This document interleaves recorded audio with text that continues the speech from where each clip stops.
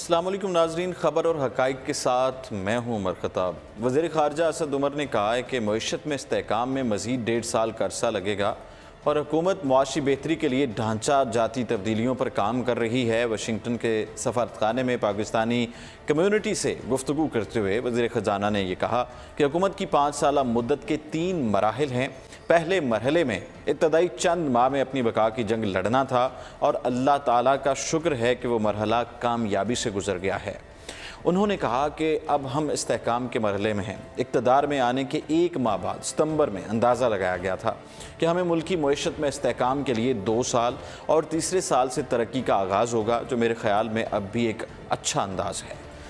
असद उमर मंगल को वफ़द के हमरा वाशिंगटन पहुँचे थे और रवानगी से कबल इस्लामाबाद में प्रेस कॉन्फ्रेंस में उम्मीद ज़ाहिर की थी कि उनके 2 रोज़ा दौरा अमेरिका के दौरान मुजवज़ा IMF पैकेज को हतमी शक्ल दे दी जाएगी।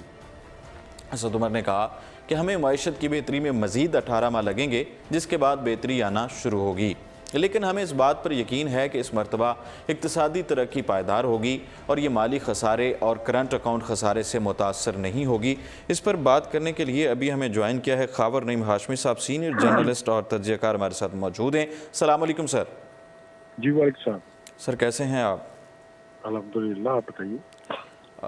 सर, असद उमर वज़ीर ख़जाना जो हैं, उन्होंने कहा है कि मुआशी इस्तेहकाम में मज़ीद 1.5 साल का अरसा लगेगा। किस तरह आप देख रहे हैं पाकिस्तानी मईशत को, मौजूदा सूरत हाल को?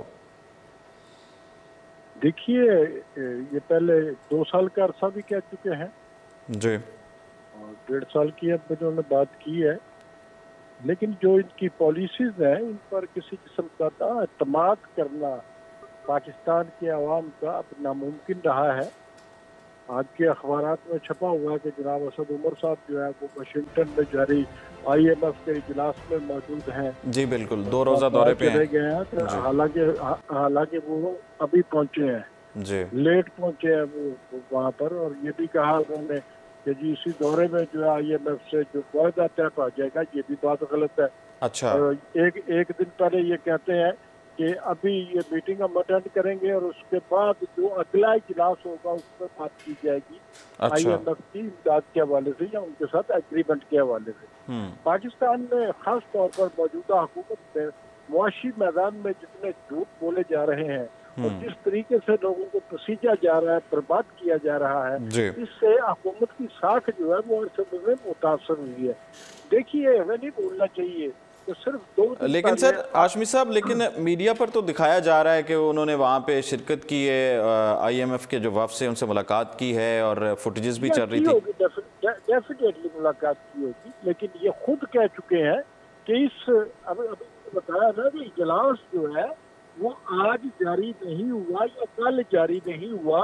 वाशिंगटन का जो IMF का इजलास है वो कई दिनों से वहाँ चल रहा है। अच्छा, ठीक है। खबरें पाकिस्तान के हवाले से भी आती रही है और 3 दिन पहले आलमी बैंक जो है उसने पाकिस्तान की जो तस्वीर खींची थी वो सबके सामने है। और ये बात जो कह रहे हैं कि अभी हमें 1.5 साल जो है वो मुआशी बदहाली का सामना करना रहेगा के लिए। जी, तो ये 1.5 साल की 2 साल की बात करके आलमी बैंक जो है वो कह चुका है वो शरह नमू में जो कमी है, ये सब कॉन्टिनेंट का गरीब तरीन मुल्क बन जाएगा और इसकी जो शरह नमू है 2020 में मजीद गिर जाएगी। अच्छा, ये आलमी बैंक की रिपोर्ट है। और ये जो मौजूदा सेशन चल रहा है ये अपना IMF का, इस सेशन में भी यही कुछ कहा गया है पाकिस्तान के हवाले से कि बेहतरी की मईशत में बेहतरी की कोई उम्मीद नहीं है। और ये सारी बातें जो है पाकिस्तान के अवाम को पता होनी चाहिए थी, कोई तरीक़ेकार होना चाहिए था। अच्छा, ये तरीक़ाकार होना चाहिए था, लेकिन सर ये पाकिस्तान के लोगों से मुसलसल झूठ बोल रहे हैं। जितने अरब डॉलर्स की अब तक गैर मुल्की इमदाद और कर्जे लिए हैं, इसका हिसाब इनको देना चाहिए था पाकिस्तान की कौम को कि कितने कर्जे आए और कहाँ चले गए। क्या लोगों को ये सर आपने कर्जों की बात की है। अब ये कहा जा रहा है पीटीआई की हुकूमत की तरफ से, जो उनके रहनुमा हैं, उन्होंने कहा कि हम जो कर्जा ले रहे हैं आईएमएफ से, ये अपनी शराइत पर ले रहे हैं। हालांकि पहले जो है वो आईएमएफ अपनी शराइत पर कर्जा देता है किसी भी मुल्क को। ये मैंने बताया कि आईएमएफ जो होता है वो कभी किसी दूसरे की शर्तों पे कर्जा नहीं देता। आपने आईएमएफ से कर्जा लेने के लिए उसकी कुएं में गिरे, उसके पाँव में गिरे, उसकी मिन्नतें की, और आईएमएफ के कहने पे पाकिस्तान में पिछले 2-3 महीने में जितनी महंगाई हुई है, ये आईएमएफ के ऑर्डर जो है उनको सर्व किया गया है, और उसके बाद ये कह रहे हैं कि जनाब वो हमारी छतों पे कर्जा दे रहा है। तो मेरा ख्याल में हालात जैसे भी हैं, इमरान खान साहब से लोगों को बहुत वक़्त थी, लोग समझ रहे थे कि नून लीग और पाकिस्तान पीपल्स पार्टी की जो हुकूमतें हैं ये वाकई चोर हुकूमतें थी। इन्होंने बहुत लूट मार की, इन्होंने आवाम के लिए कुछ नहीं किया, और ये सारा कुछ जो है ये अपने मुफादात के लिए करते रहे, करप्शन करते रहे, चोरियां करते रहे, खजाने पे डाका डालते रहे। लेकिन बात ये है कि अब आज जो सूरत हाल है उसमें लोग जो है उनकी जो इनके साथ हमदर्दियां थी, अगर पीपल्स पार्टी और नून लीग के साथ दोबारा हमदर्दियां नहीं जागी तो हमें ये याद जरूर रखना पड़ेगा कि जो तहरीक इंसाफ के साथ लोगों की हमदर्दियां थी उनमें कमी जरूर आई है, और लोगों में गुस्से और नफरत की जो लहर है, मैं जो भी बंदा मुझे मिलता है वो एक बात मुझे जरूर कहता है, जनाब हम तो पीटीआई के हामी थे, जनाब हमने तो पीटीआई को वोट दिया था, लेकिन मौजूदा जो सिचुएशन है हम नाराज है, नाउम्मीद है, और हमें कतई उम्मीद कोई नहीं है कि ये कुछ हमारे लिए करेंगे। ठीक है, ठीक है। जिस हुकूमत के वजीर जो है वो लोगों को मशवरा दे के 2 की बजाय आप 1 रोटी खाएं, उससे आप क्या तवक्कुआत रख सकते हैं? ये तो वो फ्रांस की कोई मलका थी। सर जिस तरह इनकलाब फ्रांस से पहले तो मलका ने नहीं कहा था कि जिन्होंने रोटी मांगी थी कि भाई तुम रोटी खाना छोड़ दो, उसने कहा था कि रोटी भी मिलती तो आप केक खा लिया करें। तो जनाब यहाँ आप कह रहे हैं कि 1 रोटी खा ले और उसके बाद आप खुद 1 रोटी खा लेंगे, लेकिन जब ये महंगाई के हवाले से अगर बात करें तो ये रोना रोया जाता है पीटीआई की जो क़यादत है उसकी तरफ से कि महंगाई, अगर आप पीटीआई की जो दौरे हुकूमत उसको देखें तो पहले जो 6-7 माह हैं और पिछली हुकूमतों के देखें, पीपल्स पार्टी के दौरे हुकूमत को देखें तो उनकी निस्बत जो है हमारी हुकूमत में महंगाई कम है। आप मुझे बताइए कि आप एक एंकर हैं, एक प्रोग्राम कर रहे हैं जी, आप ये जो सवाल मुझसे पूछ रहे हैं आप इस सवाल से मुतफिक हैं? सर मैं आपसे पूछ रहा हूँ क्योंकि सदाकत अब्बासी साहब ने एक प्रोग्राम में ये कहा है। पहले ये सवाल बनता है कि एक बेहुदा गुफ्तगू की जाए हुक्मरानों की तरफ से और हमारे एंकर जो है वो उसको सवाल बना लें।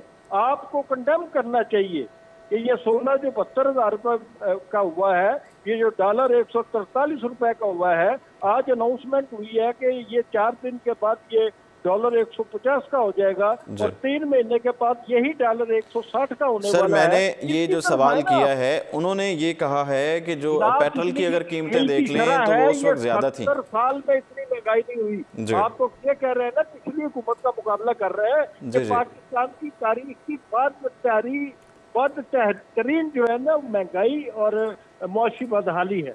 ठीक है, बहुत शुक्रिया खबरनीम हाशमी साहब आपके वक्त के लिए।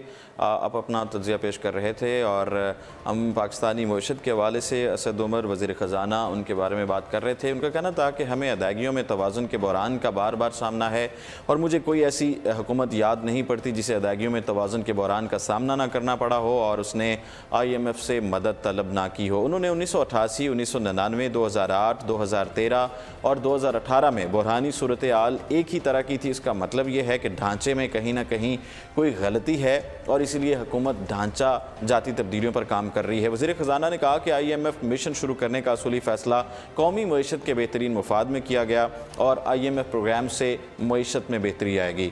उन्होंने कहा कि IMF का वफ़द तकनीकी मामला तय करने के लिए आइंदा चंद हफ्तों में पाकिस्तान पहुँचेगा। असद उमर का कहना था कि वज़ीर आज़म इमरान खान ने अपने पहले खिताब में भारत के साथ ताल्लुकात बेहतर बनाने की ख्वाहिश का इज़हार किया था और तिजारती ताल्लुकात को फ़रोग़ देने की पेशकश की थी। खित्ते में तिजारती सरगर्मियों से लोगों का मयार ज़िंदगी बेहतर होगा और पाकिस्तान ने अपनी मईशत में बेहतरी के लिए गुज़श्ता साल अक्टूबर में एक मरतबा फिर माली मुआवनत तलब की थी और इसके बाद से अब तक इसकी IMF सीनियर हुकाम से मुतअद्दिद मुलाकातें हो चुकी हैं। इतवार को आलमी बैंक ने कहा था कि सख्त मालियाती और मॉनेटरी पॉलिसियों के बाद पाकिस्तान की मुआशी शरह नमू आइंदा माली साल में मज़ीद 2.7% कम होगी, जो जनूबी एशिया में सबसे कम होगी। वाशिंगटन में मौसम बहार के इजलास में शिरकत के लिए जाने वाले वक्त में governor state bank Tariq Bajwa, secretary finance और मुआशी अमूर के डिवीज़न सेक्रेटरी नूर अहमद और इन इदारों के दीगर सीनियर हुकाम शामिल हैं। जाली अकाउंट्स केस के हवाले से अगर बात करें तो नैब ने जरदारी की अबूरी जमानत मुस्तरद करने की इस्तदा कर दी है। इस्लामाबाद कौमी इंतसाब ब्यूरो नैब ने जाली अकाउंट्स केस में आसिफ जरदारी की अबूरी जमानत के हवाले से इस्तदा कर दी है। जाली अकाउंट्स केस में नैब ने अपना जवाब इस्लामाबाद हाई कोर्ट में जमा करा दिया है, जो नैब के तफ्तीशी अफसर और डिप्टी प्रोसिक्यूटर जनरल नैब सरदार मुजफ्फर अब्बासी ने दाखिल किया। नैब के जवाब में कहा गया है कि सुप्रीम कोर्ट की हिदायत पर जाली बैंक अकाउंट्स केस की तहकीकात जारी हैं। नैब ने कानून के मुताबिक दस्तावेजी शवाहिद हासिल किए। आसिफ जरदारी नैब से ताउन नहीं कर रहे। नैब ने उनका मौक़िफ़ जानने के लिए कानून के मुताबिक कॉल अप नोटिस जारी किया है। नैब ने अपने जवाब में मजीद कहा है कि जिन इंक्वायरीज़ में तलब नहीं किया गया, आसिफ जरदारी को उस मुतालिक जानने का इस्तेहकाक नहीं है। आसिफ जरदारी को 20 मार्च को सवालनामा दिया, 10 दिन में जवाब जमा कराने का मौका दिया गया। नैब के तहरीरी जवाब के मुताबिक आसिफ जरदारी की कंपनी ने नेशनल बैंक से 1.5 अरब रुपए का कर्ज हासिल किया। उन्होंने दरख्वास्त जमानत के लिए अदालत को गुमराह किया और गलत बयानी की। वो किसी रियायत के मुस्तहिक नहीं है। नैब ने अपने जवाब में बुलेट प्रूफ गाड़ियों के लिए तोशा खाने को जाली अकाउंट से अदायगियों का मामला भी अदालत के सामने रखा है, जिसमें बताया गया है कि मुत्तहदा अरब इमारात और लीबिया से सदर पाकिस्तान को 3 बुलेट प्रूफ गाड़ियाँ तोहफे में पेश की गईं।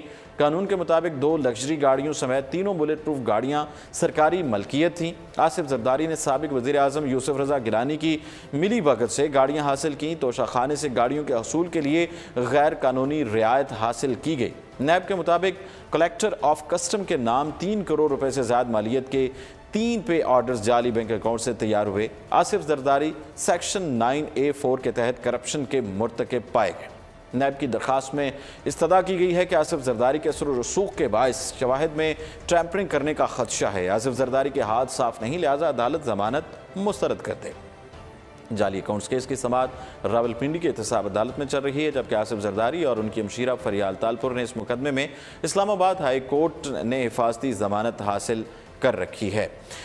20,000 पाकिस्तानियों का न्यूजीलैंड की अल नूर मस्जिद बनाकर शोहदा को खिराज अकीदत पर बात करें। पाकिस्तान में 20,000 लोगों ने इंसानी मस्जिद बनाकर साने क्राइस्ट चर्च के शोहदा को खिराज अकीदत पेश किया है। याद रहे 15 मार्च को क्राइस्ट चर्च की मस्जिद अल नूर समेत 2 मसाजिद पर ऑस्ट्रेलिया से ताल्लुक़ रखने वाली 28 साल दहशतगर्द ने फायरिंग करके 50 नमाजियों को शहीद और 48 को ज़ख्मी कर दिया था। अफसोसनाक वाक़या था। दहशतगर्द फायरिंग की वीडियो बराह रास्त सोशल मीडिया पर नशर करता रहा और मस्जिद में फायरिंग करने के बाद बाहर सड़क पर मौजूद मुसलमानों को भी निशाना बनाता रहा। वाक़े की कुछ देर बाद पुलिस ने मुलजिम को हिरासत में लिया, जिसे बाद अज़ां अदालत में पेश किया गया, जहाँ उस पर कत्ल की फर्द जुर्म आयद की गई। इस सानिया को 1 माह मुकम्मल होने पर न्यूजीलैंड से इज़ारे यकजहती और शोहदा को खिराज अकीदत पेश करने के लिए मुस्लिम इंस्टीट्यूट के तहत 20,000 अफराद ने मिलकर क्राइस्ट चर्च की मस्जिद जैसी इंसानी मस्जिद बनाई और यक आवाज़ होकर दुनिया को बताया कि इस्लाम एक पुरअमन मज़हब है। पंजाब के ज़िला झंग के इलाके शोरकोट में शुरका ने मस्जिद की शक्ल में खड़े होकर पैगम्बर इस्लाम हज़रत मोहम्मद सल्लल्लाहु अलैहि वसल्लम की बारगाह में हदिया दरूद भी पेश किया। इस मौके पर चेयरमैन मुस्लिम इंस्टीट्यूट साहबजादा सुल्तान अहमद अली का कहना था कि मस्जिद बनाने का मकसद न्यूजीलैंड के अवाम के साथ भी इज़हार यकजहती है। आखिर में बात करें, पाकिस्तान ने अमन मिशन में ख़वातीन दस्तों की तैनाती का हदफ हासिल कर लिया है। न्यूयॉर्क अक़वाम मुत्तहिदा में पाकिस्तान की मुस्तकिल मंदूब मलिहा लोधी ने ऐलान किया है कि अक़वाम मुत्तहिदा में अमन मिशन में ख़वातीन दस्तों की तैनाती का हदफ पाकिस्तान ने बिलाखिर हासिल कर लिया है। मलिहा लोधी ने अक़वाम मुत्तहिदा की सलामती कौंसिल में अमन मिशन में ख़वातीन के किरदार पर मुज़ाकरात में खिताब करते हुए बताया कि पाकिस्तान ने अमन मिशन में 15% ख़वातीन अफसरान की तकर्री का हदफ रिकॉर्ड मुद्दत में हासिल किया है, जो कि खुशाइंद बात है। उनका कहना था पाकिस्तानी ख़वातीन ने अमन मिशन में आलमी अमन के लिए गिराकद खिदमात सरअंजाम दी हैं और पाकिस्तान हमेशा अमन के फ़रोग़ की तमाम काविशों में ख़वातीन के कलीदी किरदार की हिमायत करता है। उन्होंने ये भी बताया कि अमन मिशंस पर जाने वाले दस्तों की ख़ुसूसी तरबियत के लिए पाकिस्तान ने centre of international peace and security के नाम से इदारा भी बनाया है। नाजरीन, ये था आज का प्रोग्राम और इसके साथ ही उमर खताब को दीजिए इजाज़त और आप देखते रहिए उर्दू पॉइंट।